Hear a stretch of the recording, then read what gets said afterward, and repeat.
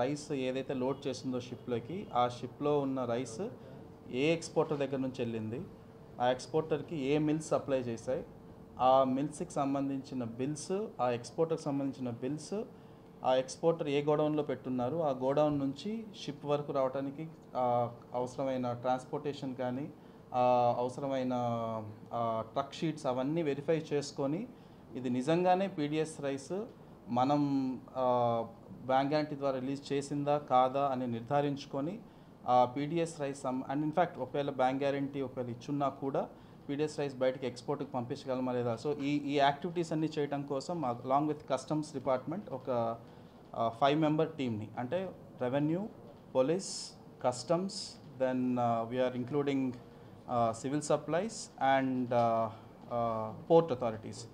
So ఈ 5 డిపార్ట్మెంట్స్తో కలిపి ఒక టీం ఫామ్ చేయడం జరుగుతుంది. అండ్ ఈ టీం ఆ షిప్ మీదకి వెళ్ళి ఖచ్చితంగా ప్రతి లోడ్ని వెరిఫై చేసుకొని మనం ఏదైతే ఐడెంటిఫై చేసామో ఆ స్టాక్తో పాటు ఇంకా ఏదైనా దాని కింద కానీ, తర్వాత షిప్ అంటే చాలా వరకు లోడింగ్ అయి ఉంటుంది. సో ఆ రోజు ఒక్కనే వెళ్ళగలిగాం కాబట్టి ఆ రోజు 100% మనం చెక్ చేసామని చెప్పలేకపోవచ్చు. సో కంప్లీట్గా షిప్ అంతా వెరిఫై చేసుకోవటం, దానికి సంబంధించి శాంపిల్స్ కానీ, తర్వాత దానికి సంబంధించిన ఏదైనా డాక్యుమెంట్స్ కానీ సీజ్ చేసుకోవటం, ఆ డాక్యుమెంట్స్ శాంపిల్స్ తెచ్చుకొని ఆ తర్వాత నెక్స్ట్ ఏం స్టెప్స్ చేయాలి అండ్ కంప్లీట్గా ఇది ఎవరు సప్లై చేశారు, ఏం సప్లై చేశారు అనేది తేల్చుకున్న తర్వాత we will take the next course of action. Why I'm trying to say this is, ఆ షిప్ మన పోర్ట్లోనే సీజ్ చేయడం జరిగింది, ఇప్పుడు మన దగ్గరే ఉంది. అండ్ ఆల్రెడీ డిప్యూటీ సీఎం గారు కూడా has strongly directed us also, మన ఎలాంటి అన్ఫేర్ ప్రాక్టీస్ అక్కడ జరిగినా కూడా we have to take full control. And ఎట్టి పరిస్థితుల్లో అలాంటి జరుగుతున్న ఇష్యూస్ని మనం స్ట్రాంగ్ హ్యాండ్తో along with police and other agencies we will stop it in Kakinada. And దాంట్లో మొదటి స్టెప్ కింద ఆ షిప్లో ఉన్న కంప్లీట్ స్టాక్ని మనం అనలైజ్ చేసి దాంట్లో ఏదైనా మనకి 100% అది మనకి డైవర్ట్ అవ్వకూడదు స్టాక్ అక్కడ ఉంది, మన పీడిఎస్ రైస్ స్మగుల్ అవుతుందని చెప్పి ప్రూవ్ చేస్తూనే దానికి చట్ట ప్రకారం మనం ఏ యాక్షన్ తీసుకోవడం జరుగుతుంది.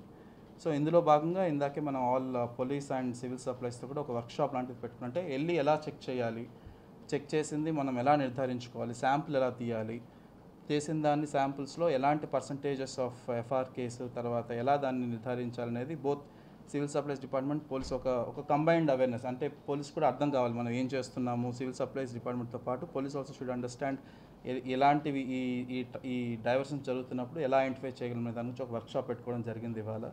సో మోర్ అండ్ మోర్ వచ్చే రోజుల్లో మనం దీని గురించి పర్టికులర్గా స్పెసిఫిక్గా ఒక ఇన్ఫర్మేషన్ వచ్చినప్పుడు దాని గురించి ఇమ్మీడియట్గా యాక్ట్ చేసేటట్లు టీమ్స్ ఫామ్ చేసుకోవటం, ఆ టీమ్స్ దీంట్లో ఖచ్చితంగా ట్రైన్ అయ్యి ఉండి రేపు మనం దానికి శాంపిల్స్ టెస్ట్ చేసినప్పుడు కూడా ఆ శాంపిల్స్ సంబంధించిన రిజల్ట్స్ బట్టి మనం పర్టికులర్ కేసెస్ ఫైల్ చేయడానికి ఆ ప్రాసెస్ అంతా ఎక్స్ప్లెయిన్ చేస్తూ ఇవాళ ఒక ట్రైనింగ్ సెషన్ లాంటిది జరపడం జరిగింది. From tomorrow onwards we are planning to start సర్చ్కి సంబంధించి ఆ షిప్ మీద.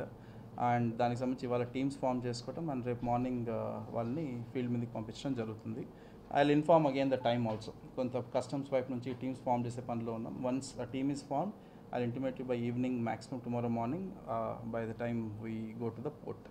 సో ఇది అందరి దృష్టిలో పెట్టడం అతి ముఖ్యం. సో అందుకని ఇవాళ అందరినీ పిలవడం జరిగింది. రెండోది, మనకి కంప్లీట్గా ఆల్ చెక్ పోస్ట్స్ స్ట్రెంథన్ చేయాల్సిన అవసరం ఉండింది. ఆల్రెడీ మన honourable deputy CM also has identified that మన ఇంకా చెక్ పోస్ట్ని స్ట్రెంథన్ చేయడం జరగాలి.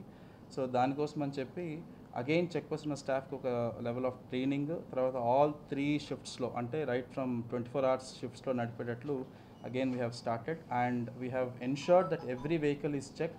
అండ్ ఎక్కడైనా పీడిఎస్ రైస్ సంబంధించి అక్కడ ఇన్స్టెంట్ చెక్లో జరిగినవి ఇమ్మీడియట్గా సీజ్ చేయటం, ఆ సీజ్ చేసిన స్టాక్కి సంబంధించిన గోడౌన్ దగ్గరికి వెళ్ళటం, గోడౌన్లో ఇంకా స్టాక్ ఉంటే గోడౌన్ స్టాక్ సీజ్ చేయడం, ఈ ప్రాసెస్ మళ్ళీ స్ట్రెంథన్ చేయడం జరిగింది. అండ్ దానికి సంబంధించి ఏదైనా మనకి మీడియా వారి ద్వారా కానీ ఇంకెవరి దగ్గర ఇన్ఫర్మేషన్ ఉన్నా కూడా you can always intimate me.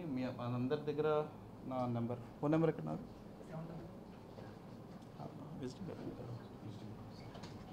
So my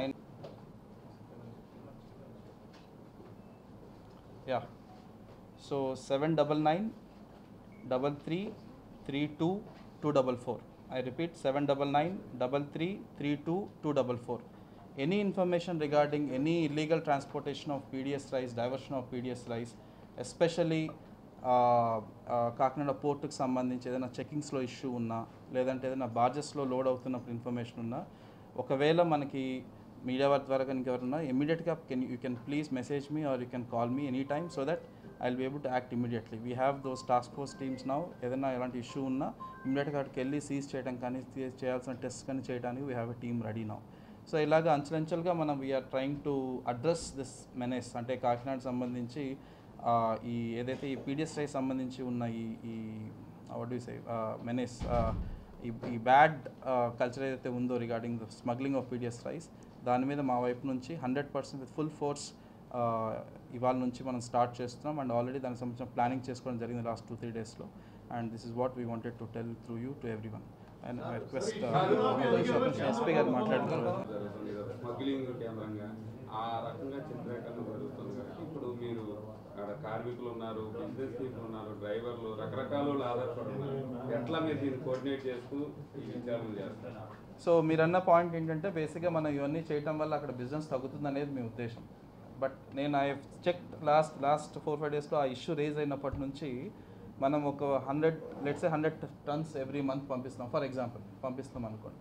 100 టన్స్లో రకరకాల రైస్ ఉంటుంది. It's only not white rice, అంటే రా రైసే కాదు, బ్రోకెన్ ఉంది, తర్వాత దాంట్లో పార్బాయిల్డ్ ఉంది. 100% పీడిఎస్ రైస్ ఒకవేళ మనకి పోతుంది అనుకున్నా పక్కన పెట్టినా there is sufficient stock which port can transport so that మన వాళ్ళకందరికీ ఉద్యోగాలు తర్వాత అవన్నీ ఇబ్బంది లేకుండా చేయగలిగేంత స్టాక్ ఉంది మనకి. ఇప్పటికీ పార్బాయిల్డ్ రైస్ ఇవంతా మనం ఎంతైనా మనం ట్రాన్స్పోర్ట్ చేయగలిగే అవకాశం ఉంది, డిమాండ్ ఉంది బయట. సో పీడిఎస్ రైస్ తీసేసిన మాత్రాన వాళ్ళకి ఉద్యోగాలు పోతాయనేది కాదండి. నేను చూశాను క్వాంటిటీస్ కూడా, that is sufficient quantity. Special officer ఎప్పుడు వచ్చే అవకాశం ఉంటుంది? Government I'm waiting for the government orders. Government orders చూస్తున్నాం.